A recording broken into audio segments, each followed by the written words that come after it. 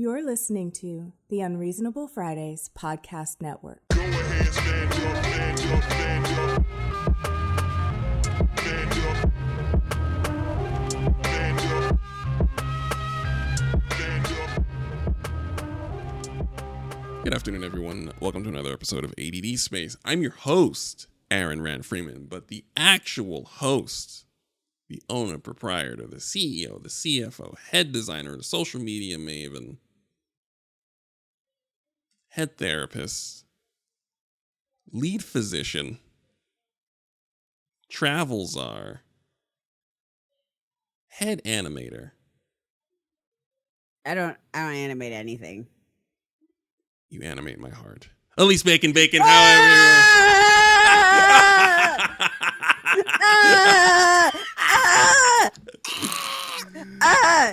I'm no longer the host. LJ is the host. Goodbye. I'm like, no, I'm done.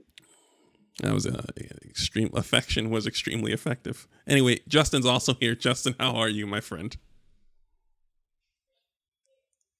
I'm here. I'm good. I am not the object that animates your heart, but I am happy to be present. Oh my god. How could you, Aaron? It is my favorite thing is well-timed affection is like full damage. 999 to Bacon, and it is the best thing. You can't do it all the time, but you can do it some of the time. And if you time it just right. Cringy. I know. Physical It is pain. absolute Hallmark card aisle, Valentine's Day card in the supermarket aisle bullshit.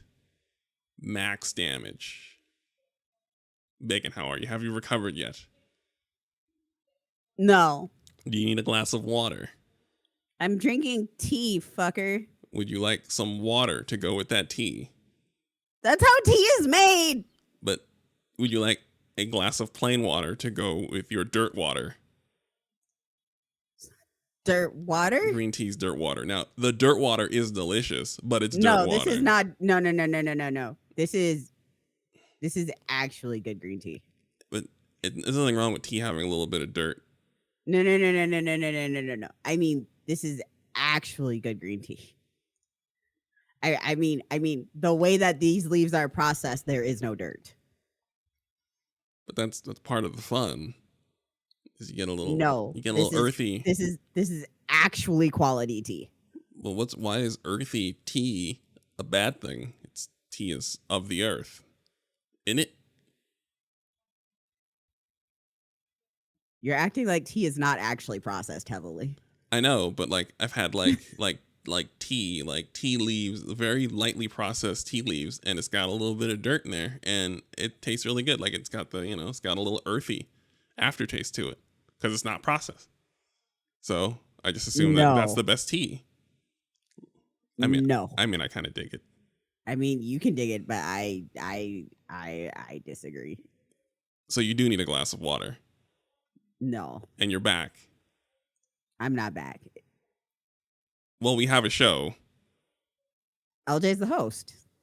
Justin's our host. That's a Battlefield promotion, and he was not here for that. Well, he was here for it. Congratulations on your promotion, Justin! That is deeply apologetic. This extremely max damage attack has left Bacon unable to continue hosting the program while they recover.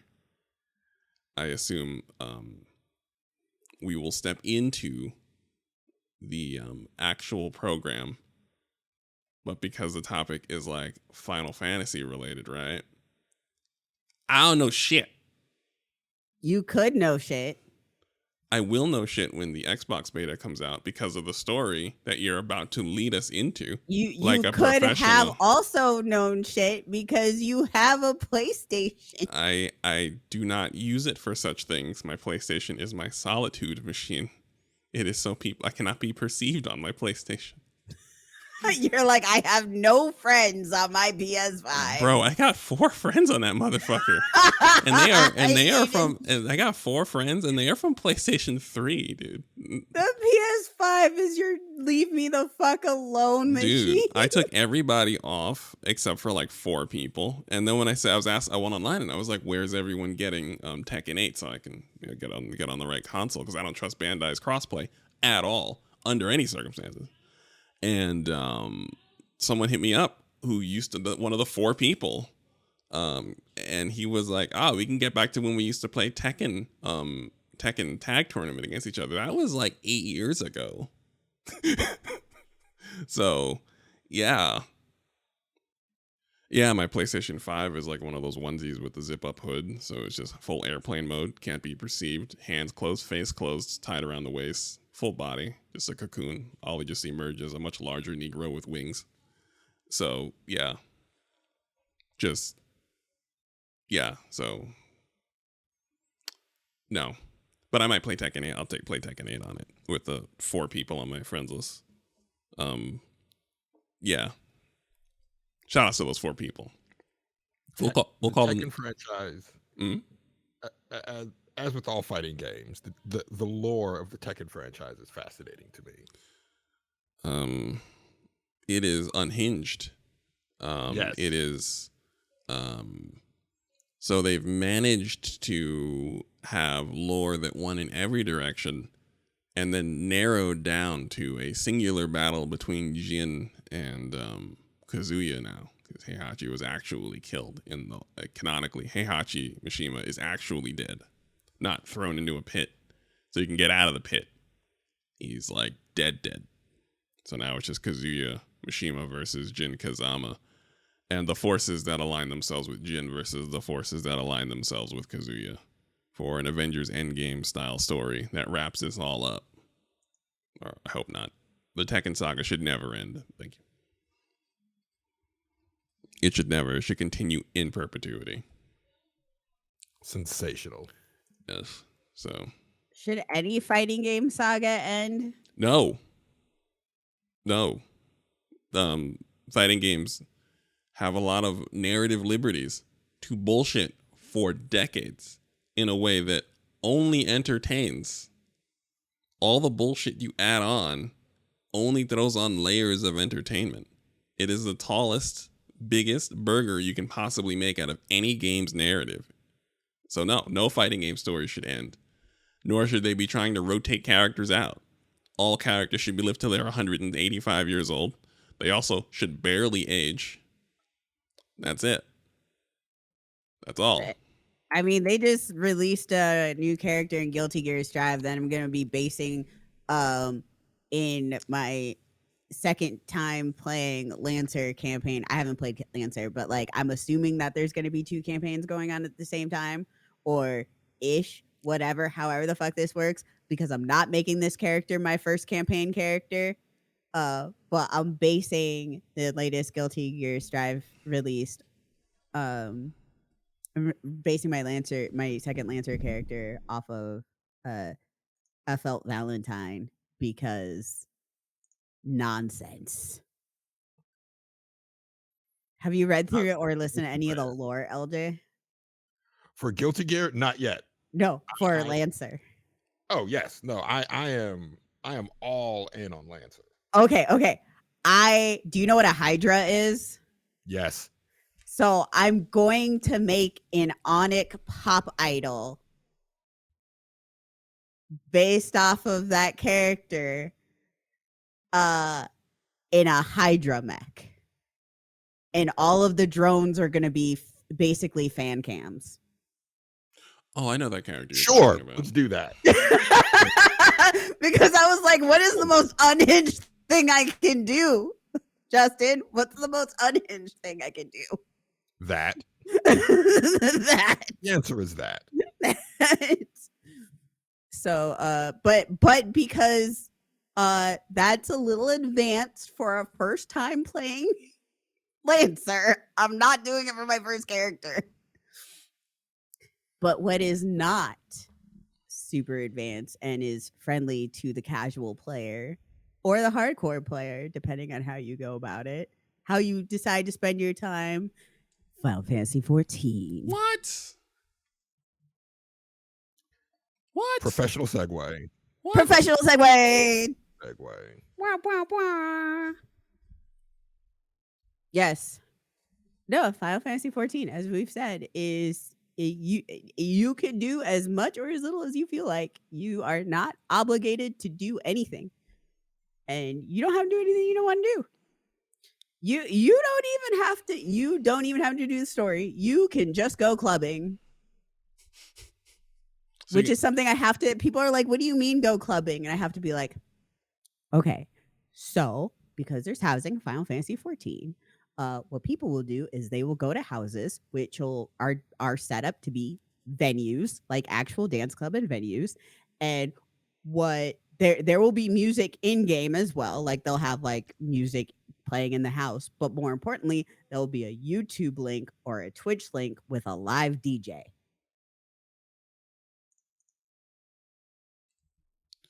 So you actually can just take your character and go right to the club, no Yes. crafting, no mining, no grinding. Well, No. a little about grinding in a different sense, but more of Yeah, you can okay.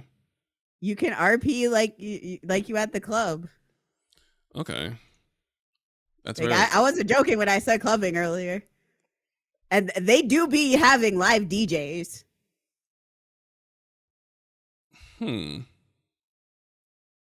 Like it is a thing that happens. Yep. There's also brothels for people who have different views on what RPing means. So if that is specifically what you're looking for, the brothels exist. Are they official brothels, or are they player, or is understood that these are brothels? So there's actually like TOS support for it. The way it works is, first off, whatever you do, it has to be kept in the DMs. It must be consensual, and it must be like in a private place. And if a person says no, you have to respect it. All right. And like if somebody has like a house, like a venue that like that's allowed, like, you know, that kind of RP, etc. is allowed. Like it has to be like pretty clearly laid out. Hey, by the way, this is what this is. This is what kind of place this is.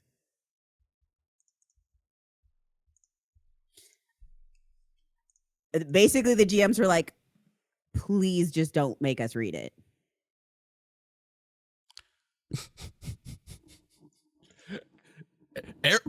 Aaron is shocked. He did not realize that, it's a very mature way of managing it, because you can't really stop it from happening. So trying to put the kibosh on it would be not helpful, and it would be counterintuitive. It wouldn't be helpful to do that. So I appreciate the adult response across the board. That's cool. Their only ask was for people to stop with controversial Lalafell mods. What is a controversial Lalafell mod? oh, buddy. Sorry, LJ, you weren't here earlier when I said you're gonna go, oh, buddy, and it's literally my favorite thing that you do, and then you did it. Yeah. Okay, Aaron. We're talking about brothels. Right. Lalafell are child coded, and some people use mods. That's oh. Yeah, there you go. They're like, we don't want to be dicks. Please don't make us be dicks. Oh. Pun intended. So people are like putting penises on Lalafells. They're doing all kinds of stuff, buddy. With Lalafells.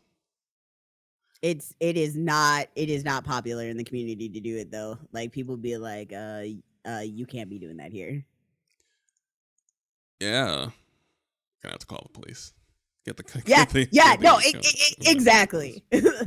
Like, lore wise, Lalafels are adults, etc., but they are entirely child coded. There is nothing about them that like outside of like even like all of the emotes, everything. They are cute, they're adorable, they're entirely child coded. So it's been an issue, but even like what the large, like the really like big like modding related communities are like none of that here.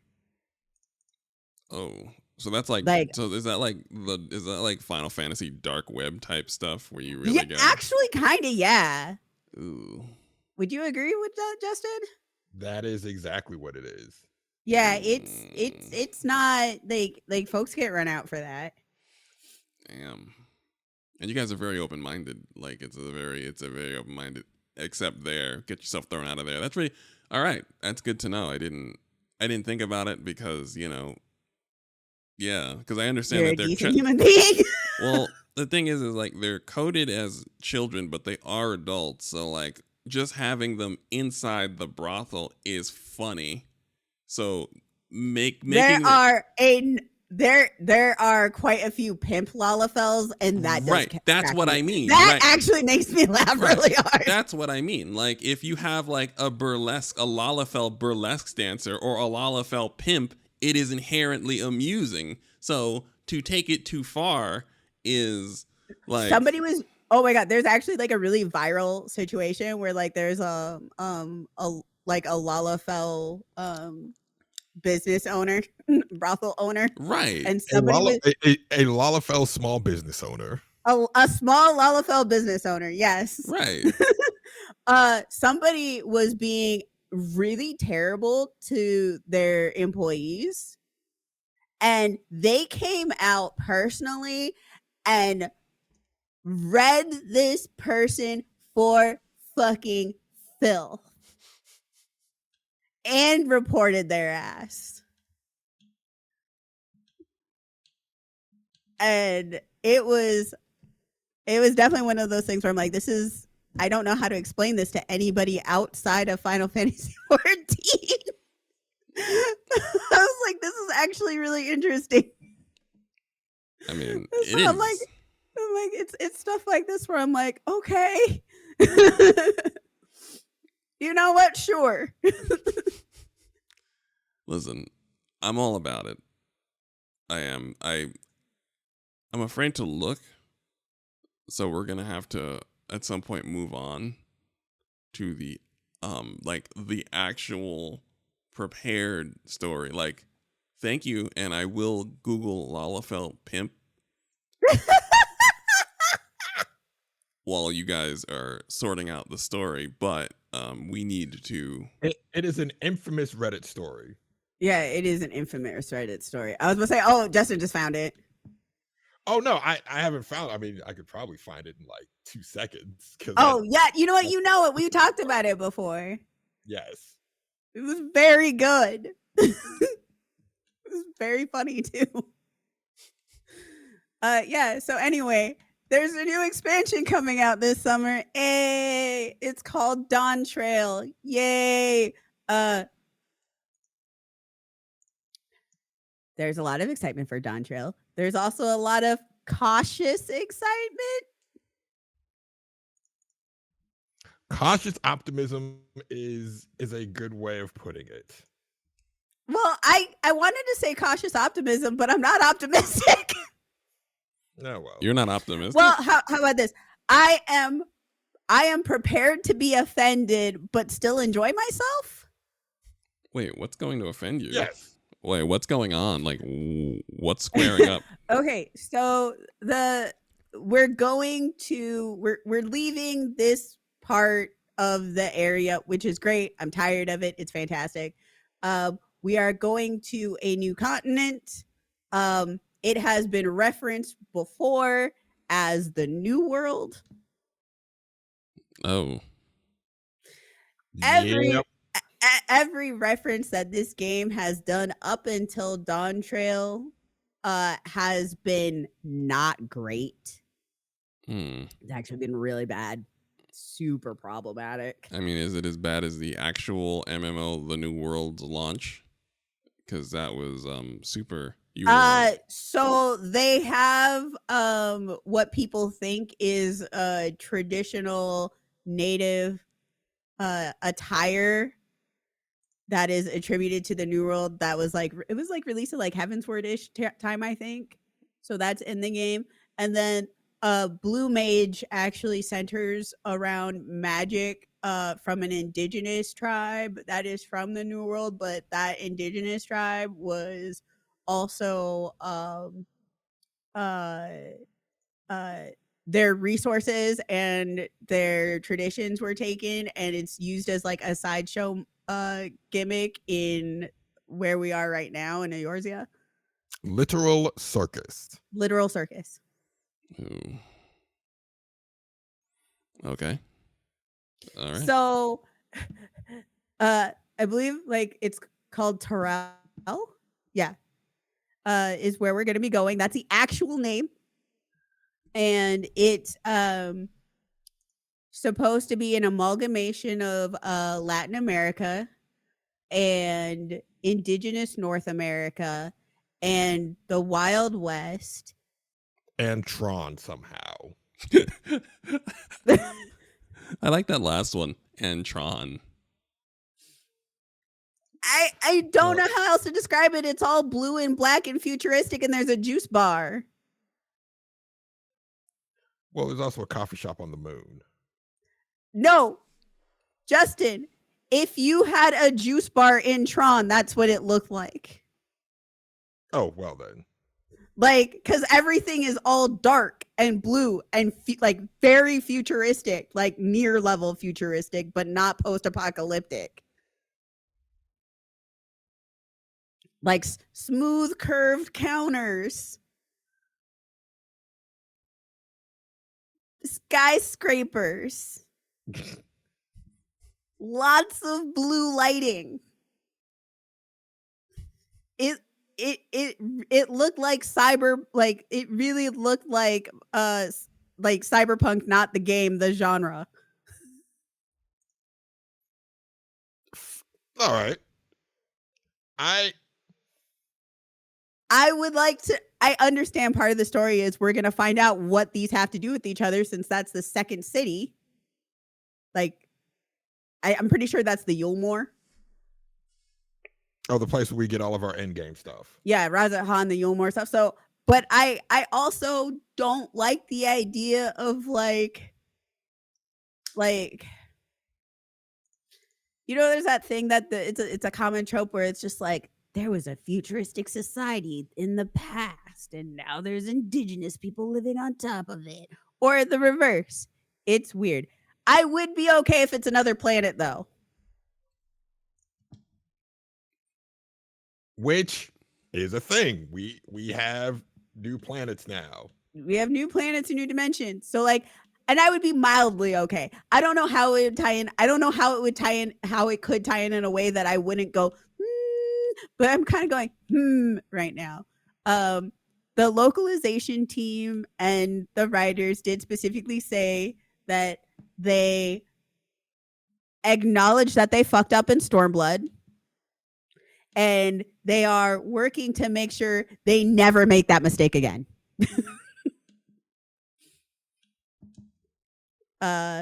In regards to, you know, how you treat places outside of Japan. And I'm like, cool.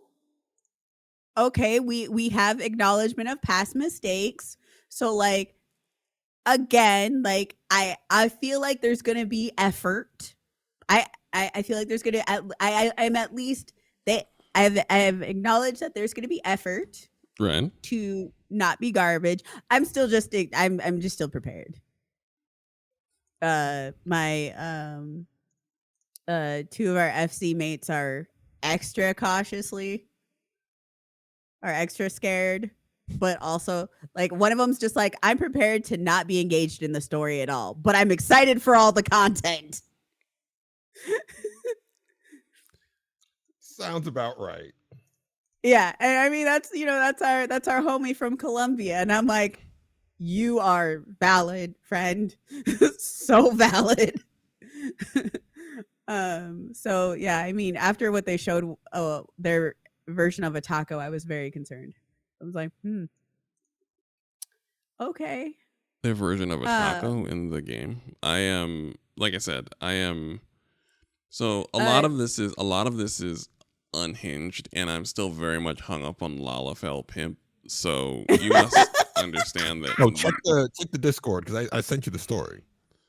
Okay. The legend of Daddy Rent. You know what? Actually, no. Since you're still hung up on that, we're going to do a dramatic reading. I love Justin dramatic readings. Banned for 10 days for being a pimp. So I'm on Mateus, which is a RP heavy world. I've got a few ERP businesses I run on Old Da, non-lala and consensual hoes. Over the last year, I've acquired maybe 150 million in operation costs, as I'm the one who organized the settings and the finances. I get 20% for my upkeep. 2 days ago, a house in Balmung had a huge ERP event being held. Yes, I know, Balmung is gross. Well, I got a stable of 20, mostly bun boys, Mikos, and 2 burly male rows. At the ERP event, things were going well, and I made sure that my peoples are comfortable and in appropriate situations. Well, eventually there's a problem. Daddy Rant doesn't like problems. One of the Joes tried to do a sexual assault fantasy on my sweet bun boy wasn't wanting it. So I did what Daddy Rant does best and roasted the dude and called him out on his request. Needless to say, dude and his friends reported me for harassing him. Got the email the next day and I was forced to take a break. Never let your friends' hoes be disrespected. Just wanted to vent. Thanks for reading. Daddy Rant. And then somebody posted screenshots of how he roasted. He roasted that motherfucker. So when you're being defended valiantly and appropriately and righteously, is the term friend and hoe interchangeable? And are you and like as I realize, yes. Right, like if someone steps in front and defends my honor with a certain amount of vigor, I'm okay with being one of his hoes. I realize that even if it's in that small window, like friends/hoes, but because you're defending me so valiantly, I guess it's hoes in that moment. If you choose, like you have that option. And I was just like looking for some clarity there. As we have a group, we can reach consensus. It just came to mind because I was like, that's a really touching sentiment. So, I guess you can't let your friends/hoes, be taken advantage of. I'm pretty sure that the one who also was trying to do the sexual assault fantasy also caught a ban. Oh, good. Well, why were you being harassed? Well, funny you should mention that. Right. I mean, See, I was trying to do something that is illegal in most places in the world. Which was something without the other person's consent. Oh, okay, cool. You're getting banned too. Back to Dawn Trail.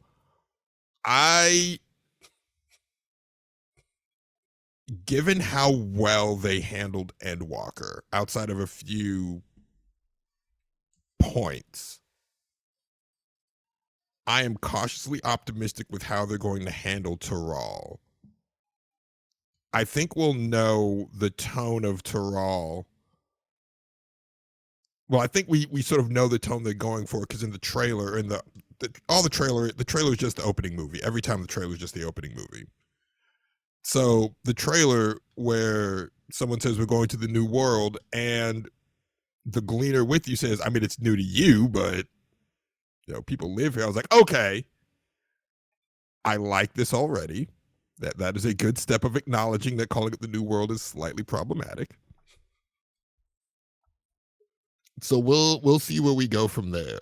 I know nothing else about the story, just from what Bacon was telling me during pre-recording about how it's Scion versus Scion in like the lowest stakes civil war. Yeah, so, like they're playing it up like there's going to be like this rivalry contest and it's to help determine leadership, and I'm like, but like I have too much logic brain right now. So like my logic brain is this is a brand new story arc, right?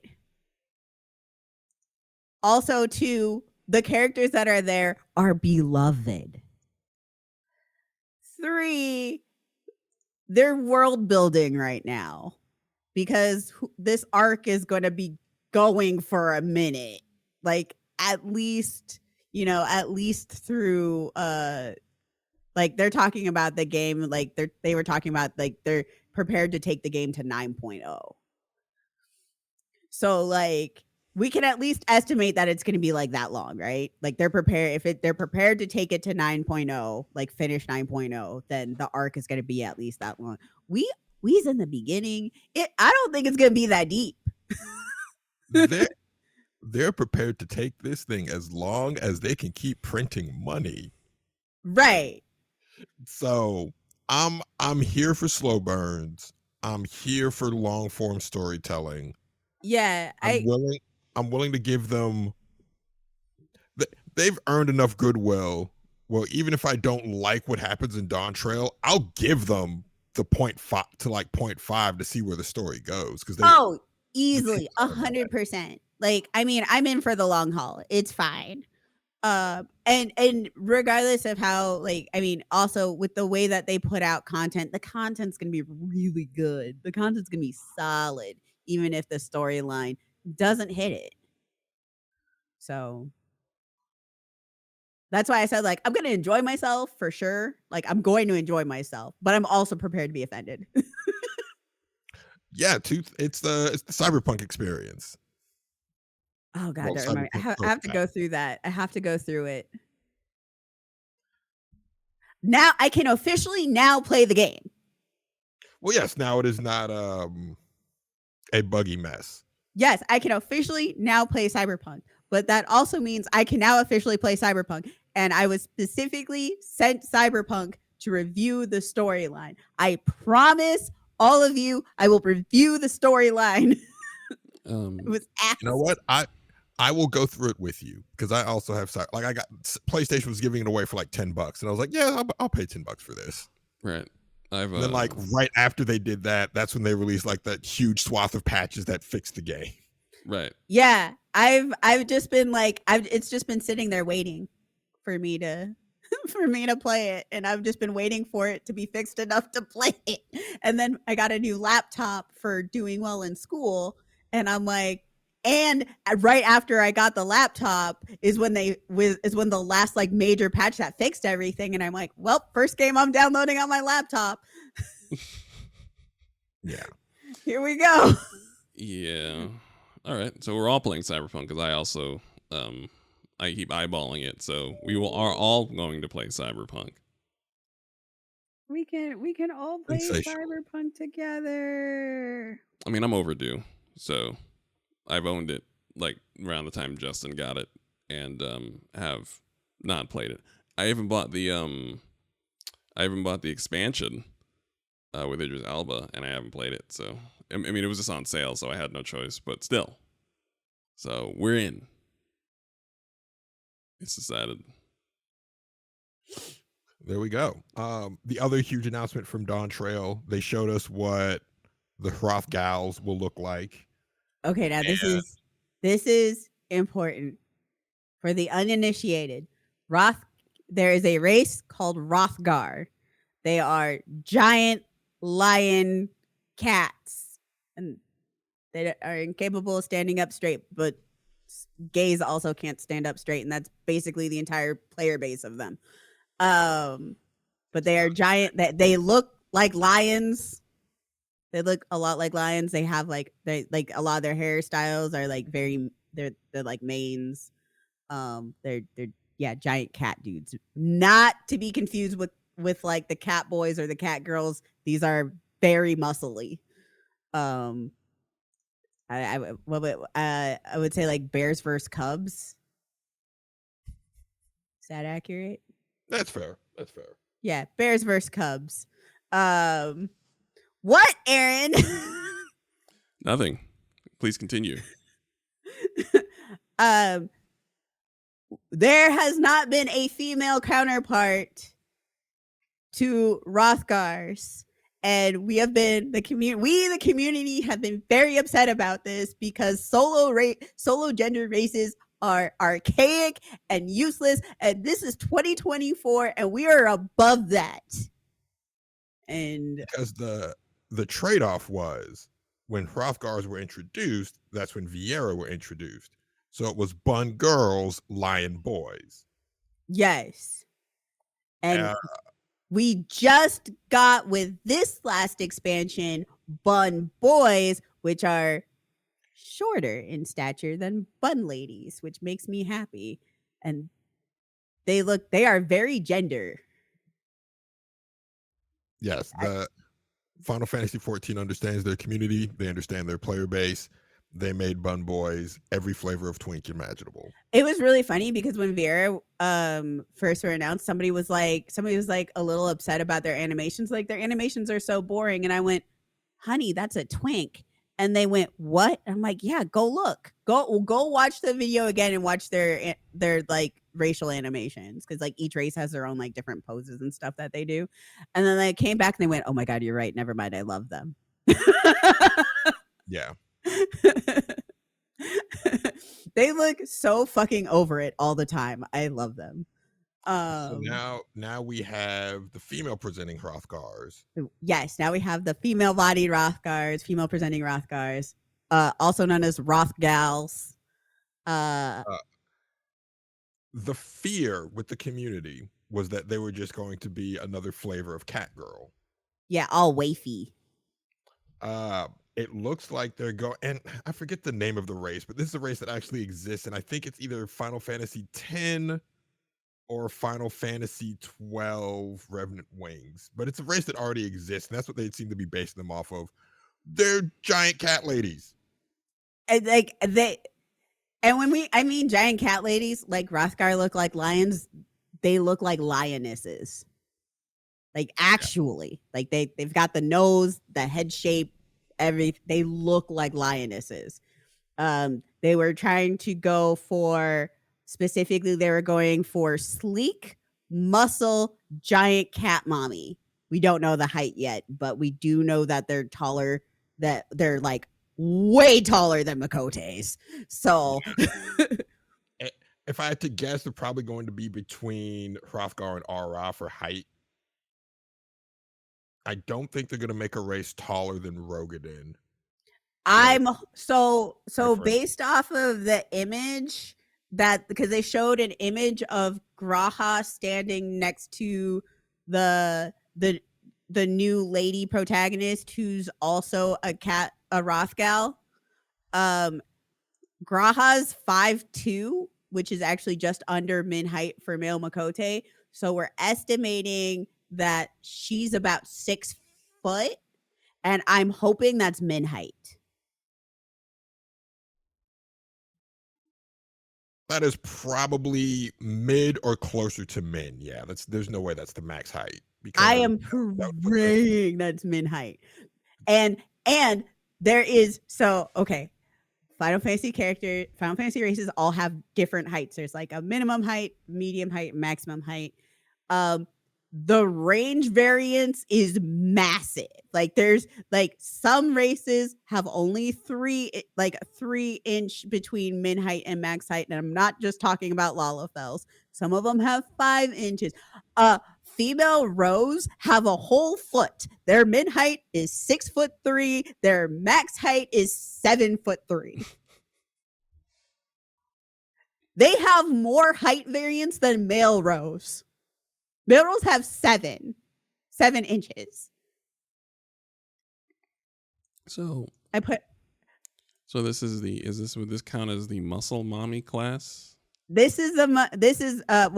So female roles are pretty muscle mommy, but people were asking very much for Rothgals to be not wafy, to be muscly, and we did get their class. We did get that, and the response was very exuberant. Aaron, you'll get this. Less Rhea Ripley, more Bianca Belair. Oh, okay. That makes sense. I posted pictures in the pod planning channel. Oh yeah, I know. But looking at it, and it is Justin's absolutely correct. Yeah. It's just bridging the gap. This is what I'm here for. Right. This is I exactly. appreciate you so much. The best part is that there are a number of people who are like, I understand furries now. Oh, this is going to be an awakening for a whole new generation. There was so much awakening. There was at least 2 awakenings per server that I like, and that was just like people I know. I was watching the Twitch chat. The Twitch chat was filthy.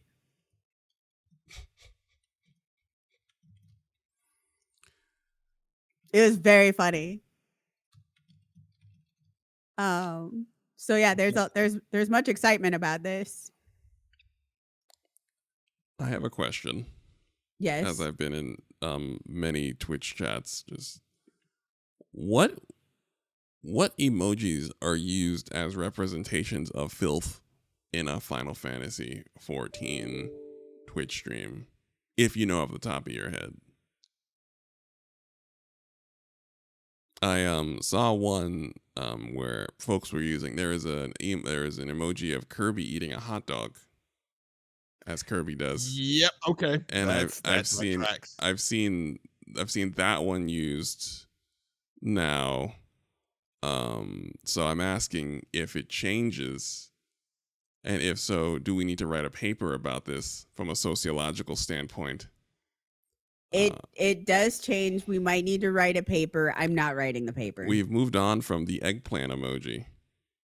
Thank God. But I was so tired of it. I'm like, can we not? Well, I think Kirby eating a hot dog and an actual smiling hot dog are a little too far in the other direction. I agree with this assessment. Yes, so I'm asking if there is any specific ones that you noticed while you were looking at the stream, if everyone was getting turned on and getting internety about it. What if you noticed anything? Because I had noticed some things. Because yeah, just that's all. It just came to mind because I watch a lot of Twitch streams, and some of the white boys that cultivate the white boy audiences, they get going in the ways that they do culturally. So homoeroticism? I swear to God, bro. Like, and the white boy gamers online are just, it's so much penis talk. I think I brought this up to you before, where I was just like, I'm like, there really is like so much dick. And they say like the most graphic things to each other. And I'm like, but they're really afraid of being gay. I've been in very gay rooms and there is never this much talk of penis as there is when a bunch of straight gamer dudes, straight air quotes, gamer dudes get to I guess frolicking with the right amount of when their blood sugar gets to the right level and they start frolicking around with each other. And they literally will tell each other to like basically like choke on their dick in like the most graphic way I've ever heard in my life, in ways that rival smut novels. Right. And I'm like, do you know what you just said? I mean, like I said, they've adopted. Are you propositioning? They've adopted the practice of calling leaders daddy, as someone who gets called daddy far too often. Listen, I still maintain I have never heard a straight person like actually straight person. Bacon the gamer dudes are straight. Okay, that's what they say. I So you have to then take them at their. I am so straight. Listen, you have to take them at their word because they clearly know. And yes, they are straight. They say they're straight. I am the straightest person on this chat. It is just. I think it's so disingenuous. That's the thing that gets me. I'm like, you're adopting so many behaviors from the gay community while disavowing any possibility of being affiliated with them or being gay or anything. And it's so silly and offensive, but they're legion. And I get called daddy way too much for a Destiny season this fucking long. So, yeah, but that's another discussion for another episode where we're going to have, I guess, more people to weigh in because, yeah, like I said, everyone's really ready with those Kirby eating a hot dog emojis.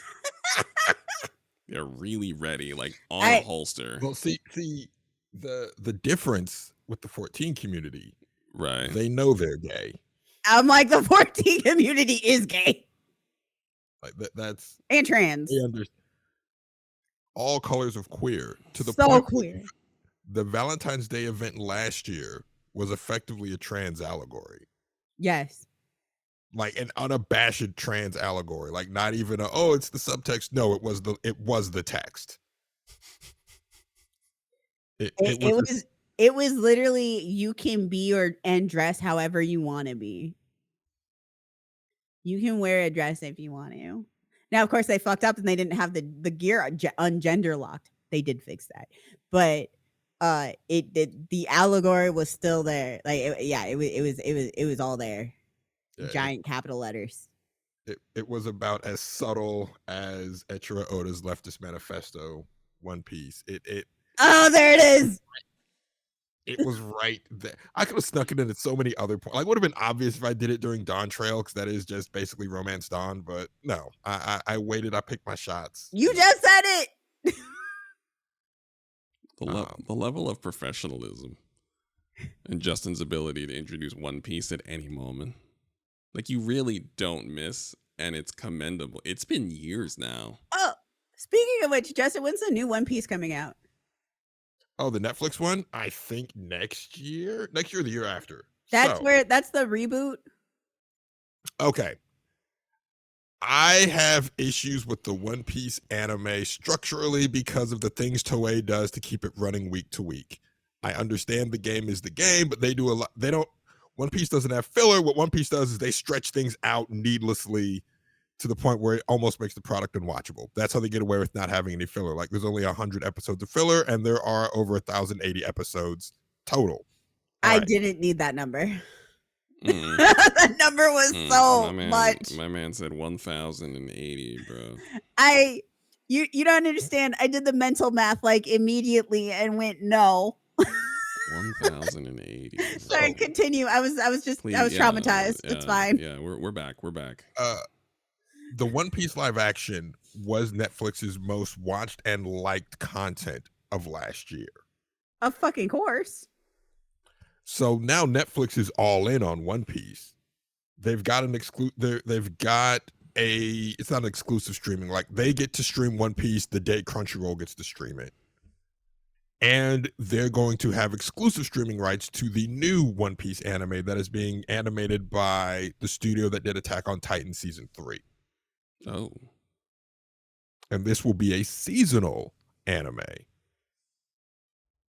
Which means they can actually cut all of the fluff out and just give you the story.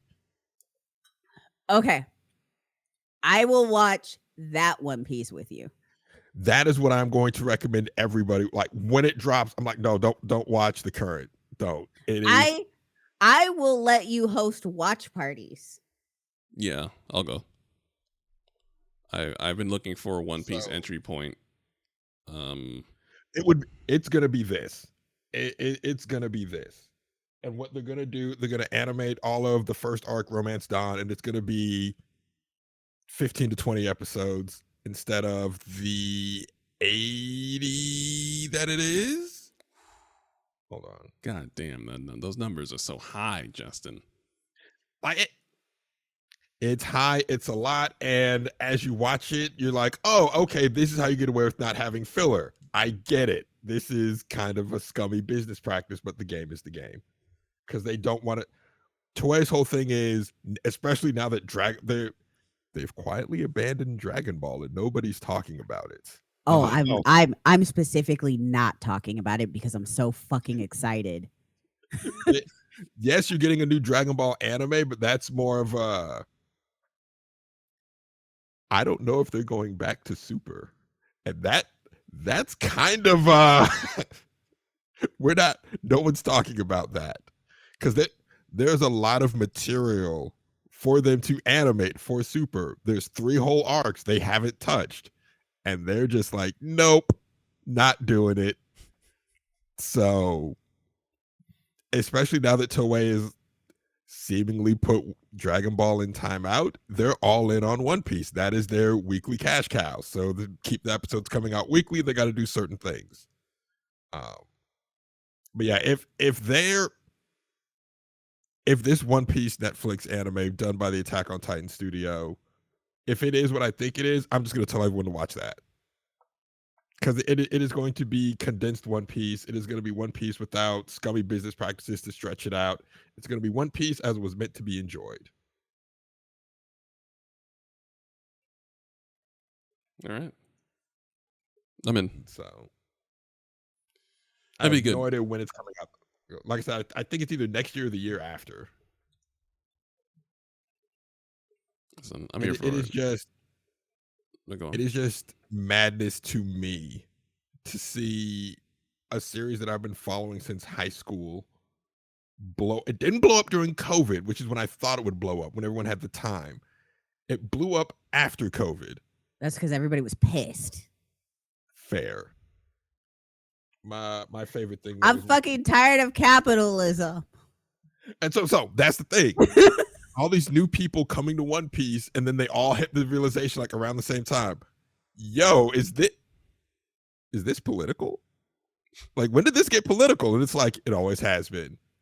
Like, the first real big bad you meet is a corrupt Navy official who's taking bribes from a pirate to oppress this town. And he's the Marine. And you're like, oh, cops are bad. It's not subtle.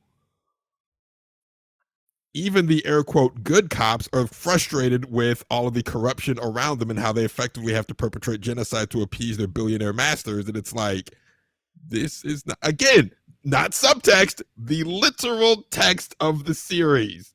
The Marines exist to enact genocides to placate their billionaire masters to maintain a sense of air quote peace. And that peace is just the smaller kingdoms paying tribute up to the billionaire class to keep them fed. It's not subtext. It's the literal text of the series. I like that. The freedom fighters are the queer people that have rejected the air quote natural laws of the world and embraced themselves fully as who they are, and that's how they embrace freedom. It's not subtle. It is in your face.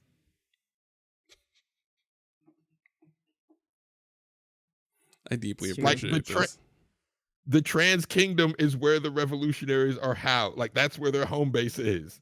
Like, how much clearer could he make it for you? It's right there.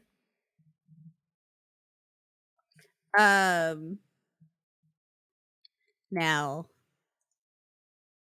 well, I will say, because we're not quite done with Dawn Trail, there's a couple very important points that I have to make that are, super exciting. Actually. It needs to be said. They need to be said. I'm not trying to just bring it back from One Piece, but One Piece is always with us in our hearts and on this show. Always. Actually, always. Our show runs on One Piece. Thank you, Justin. And like I said, I will watch the new one with you. So there's a new caster class, brand new caster. It got announced. We know what it is.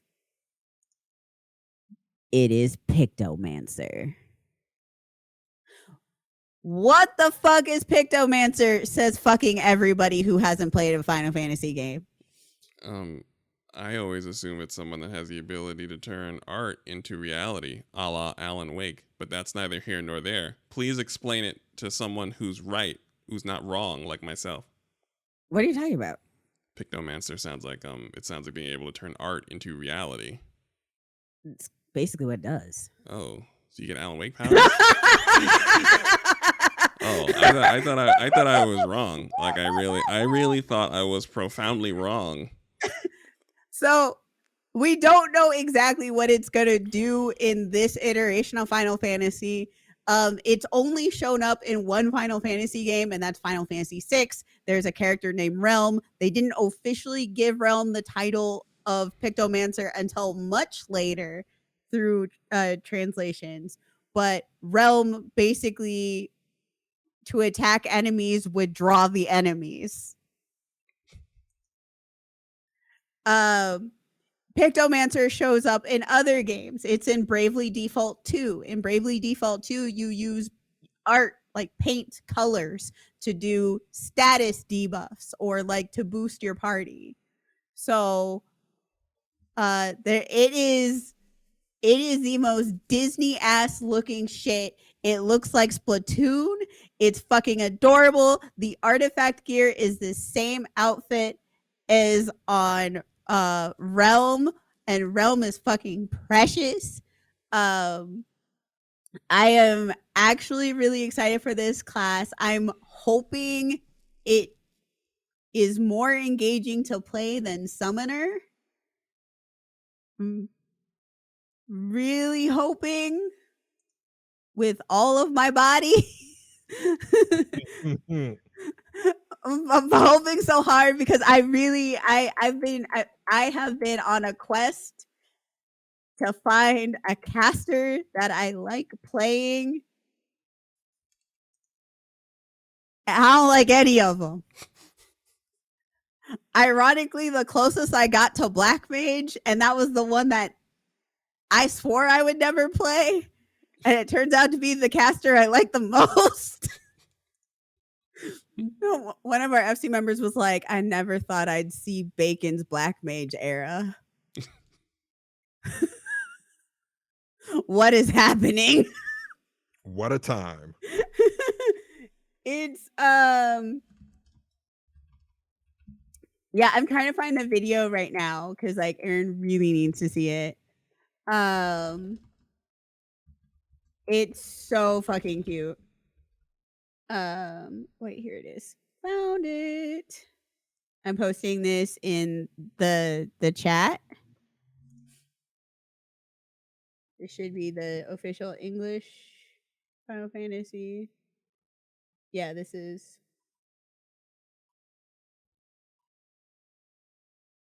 Actually, it's the Japanese one, I think, but it doesn't matter.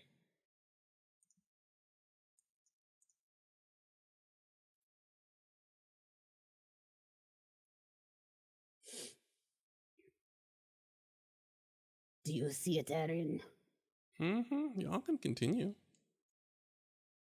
Yeah, so we don't exactly know what it does. So far, what we've seen is bright, colorful splashes of paint as it's casting. We can see it draw. We can see the job class like draw landscapes, like do like an actual landscape that shows up in the middle of your screen. So I am hoping, I'm praying. They said that it wasn't going to have a raise, and it's not going to be a full support job, but it isn't going to be full DPS focus. So I'm really hoping that they did say it was going to have some utility. So I'm hoping that like it's like a debuff on the boss kind of thing. So one of the things about playing Alan Wake 2 is you realize that Alan Wake is such a talentless hack with such phenomenal cosmic power that he in fact doesn't have to create a world of horror to manipulate reality. He could in fact write Hamilton, like he could write happy stuff like Lin-Manuel Miranda, and conceivably sing and dance his way out of the dark place. And when you realize Alan Wake is a moron, it makes him into one of the gaming's great villains. And it's very interesting to see exactly what the alternative is to when you have the ability to fabricate reality with your art and to just be rather cheerful and talented and living your best colorful life while you create reality in front of you. This is really cool. Yeah, some people are like, it looks like Splatoon, and I'm like, and Yeah, that's right. I mean, you can tell him it looks like Okami, which is I mean, if that might settle their stomach a little bit better. Cute. It does remind me of Okami. I posted a picture of Realm from Final Fantasy VI, her official artwork, because like you can see the gear on the character, like it's the same. The crowd was upset because like so when there's a new job announcement, like Yoshida will come out on stage wearing the full outfit, and everybody was quite upset that he did not come out in this outfit. They're like, where's the crop top, Yoshida? Don't be a coward. He literally like, yeah, no, the Twitch chat was literally just full of why aren't you wearing a crop top? And he's just like, listen, I am a 50-year-old man and I do not need to be in a crop top. That's valid as hell. Hey, man, it's copy season. But I think it was Kryle's voice actress Japanese voice actress who came out wearing the outfit. Yeah, easily. I'm pretty sure that happened. And then the last thing, this is the most important. So they showed the graphical update. So, it's an old game. It needs, it needs that little touch up. It needs a little bit of brightening, a little scrub. Mm-hmm. As old, like the game came out in like 2010. It was like made originally in like 2008, 2009 was the original drop, but like it released in like 2010. It needs a little scrubbing, little brush up. And so with the graphical update, they really it looks so much better. One of their biggest things that they're focusing on is lighting. So like just changing the way that they were already like every new dungeon that they released has been using like their new lighting style that they've been operating on, and even without changing any of the shaders, the difference is night and day. And so with the graphical update, they are, smoothing out the polygons and updating all of their graphical shaders and making sure that this new stylized way of lighting is on everything. It's everywhere. It's on all the content. Now, the important part about what they did is they specifically took into an account how dark-skinned characters show up on screen. And so a lot of the times is what happens is like if you have a dark-skinned character, as soon as you're in a dark area or night hits, like because there's day cycles. As soon as night hits, you're in like a dark cutscene. All of like that shading just completely just washes away. It's nothing. It looks really awful, and it's especially bad on like dark skinned characters than on others. It's been the bane of every black and brown person's experience who plays this goddamn game. And they specifically went in and they fixed the lighting. The actual lighting and how they do the lighting so that this is not going to be an issue anymore. And they showed examples of it. So we like dark people who have dark skin characters are getting a massive glow up, like on top of just like the fact that everybody looks moisturized and no longer square shaped. They also like changed the how shadows affect and how shadows are on all the characters. And so, our buddy Gaius, who looked like he rolled through a dust devil, my man can look like he showered. Because Gaius is a nigga. I think everybody forgets that. And now with the graphical update, it will be clear. It will be actually clear that he is dark skinned. That our warrior of liberation is. He won't be ashy. Is it bad that I'm actually most excited about Gaius? I'm more excited about Gaius than my own character. Well, because Lala is moisturized. Lala's always moisturized. But now Lala will look on screen moisturized. Exactly. I'm very excited. Did you see the before and afters? I saw the before and afters. I was like, oh, this is a market difference. It's so huge. Also, old gen, because guess what? We're what, 2 years into next gen, so it's now current gen. So PS4, 1 year before they kick y'all off, I'm giving them one expansion. So one full cycle till they however long. So that's 2 years. So that's 2 years. Once we get to 7.5, 8.0, y'all getting off the PS4. They're like, we're done. I see the vision. Y'all getting kicked off. I can't even argue with it. It's listen, that PS4 has like the worst internet connection. Like it's not it's actually detriment. Yeah. Out here running on 2.5 gigahertz instead of 5. What the fuck? I remember hearing stories about Titan EX on the PS3 and how it actually bricked the fight. Like the fight was literally unplayable on PS3. Yeah, y'all getting up that PS4, dog. Justin, I did not know. I did not know the bombs did not spawn at the same time. Yes. In Titan Extreme, what happens is there's like bombs. There's like a row of bombs and you need to dodge them. They drop in like one row of bombs, second row of bombs, third row of bombs, and they explode in the order that they blow up. And it actually does this in different patterns. I always saw them drop at the same time, so I didn't know what the safe one was. So I would ask people, I'm like, how do you know what the safe one is? And they're like, look at how they drop. And I'm like, I don't understand.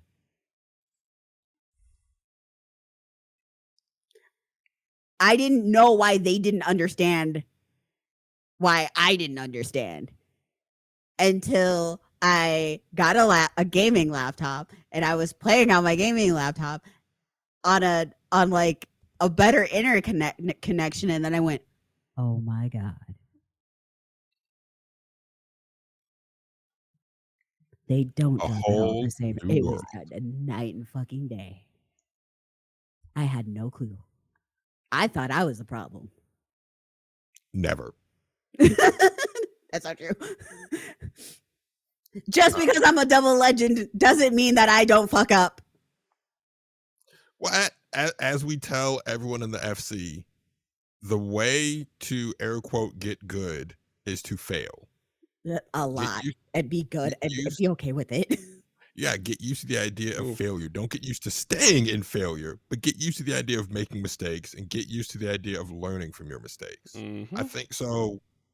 When I was doing Savage Rating, really just to see if I could, one of the most helpful things was 2 of our guild members actually would like record the sessions and it would be like film breakdown. I'm like, oh, okay, athlete brain. I understand that this is just film breakdown. I got this. Yes. I'm supposed to be here at this point.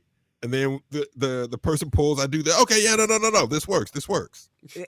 Gumi literally has that Gumi has to do that with me because my brain does not do it any other way. Yeah.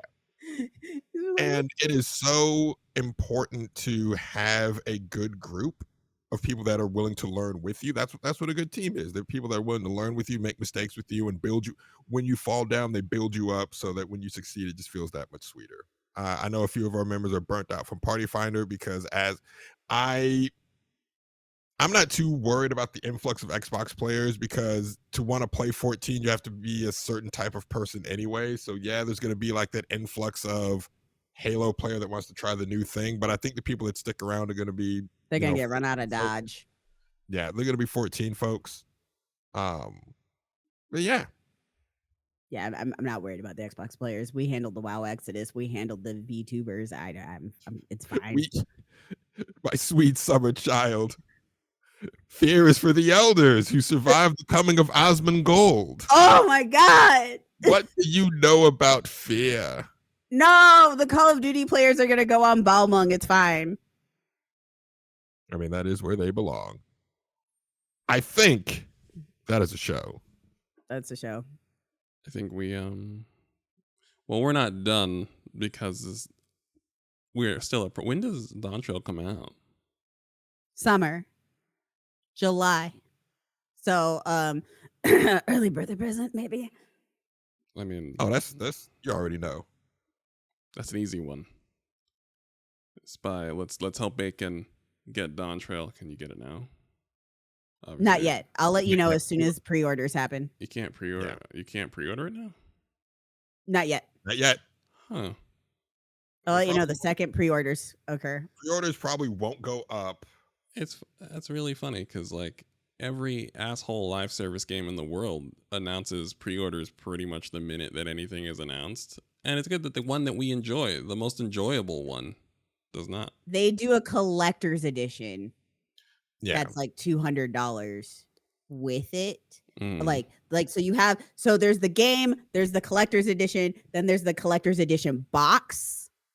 And they do it all together. So they're probably waiting for the production line of the collector's box, like the box edition with like all the goodies in it to be done. And it's not a scummy collector's edition. No, like you actually get the figurine you get is usually worth the price of admission. At least, because it increases in value. And I think the last time they also included a full Astro Tarot deck in it. That they did. Was that Shadowbringer or was that Endwalker they included? It was one of the two, but that bitch sold out immediately, and I was crying because I wanted it so bad, and I actually had the irresponsible money in my account, and it sold out immediately. Well then, there you so have it, I will folks. let you know what I know about pre-orders, but it's probably because the box isn't ready yet. I mean, to be clear, I trust that because so many collector's editions launch without an adequate number of available collector's editions. That is almost that that is a tale as old as the collector's edition is when the store you pre-ordered it from doesn't have as many as they said they were going to have, and you just have to kind of go fuck yourself to know that. And Final Fantasy is actually patiently waiting to have all the ability to fulfill all these orders. Is right on brand. Best MMO, best live service game. Moisturizing the Negroes, waiting for the proper supply to meet demand. Thoughtful design, lovely fan base, tiny pimps. Everything you could ask for, ladies and gentlemen. And with that, a game that is fandom is the game is actually more horny than Baldur's Gate 3. Thank you for listening, everybody. Have a pleasant day. Go ahead, stand up, stand up, stand up.